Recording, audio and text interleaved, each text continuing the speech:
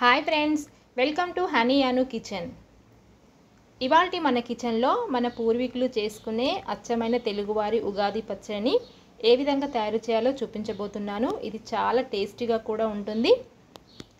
ముందుగా కొద్దిగా చింతపండు అంటే కొత్త చింతపండు తీసుకొని దాన్ని రసం చేసుకోవాలి.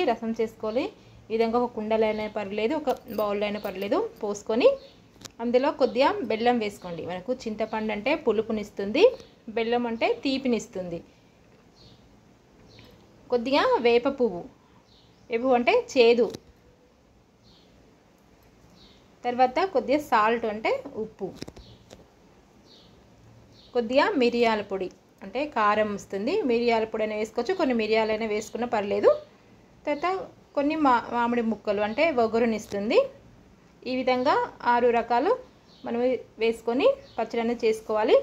చేసుకొని ఒకసారి బెల్లం మొత్తం కలుపుకోవాలి. బెల్లం మొత్తం కరిగించుకుంటే టేస్ట్ అనేది వస్తుంది. కొద్దిగా బెల్లం మొత్తం కరిగించుకోవాలి. ఇలా మొత్తం కరిగిన తర్వాత ఆ దేవునికి నైవేద్యంగా పెట్టండి. మీరు కూడా తీసుకోండి. ఈ విధంగా షడ్రుచులతో కూడిన ఈ ఉగాది పచ్చడి రుచితో పాటు హెల్త్కి కూడా అంటే ఆరోగ్యానికి కూడా చాలా చాలా మంచిది.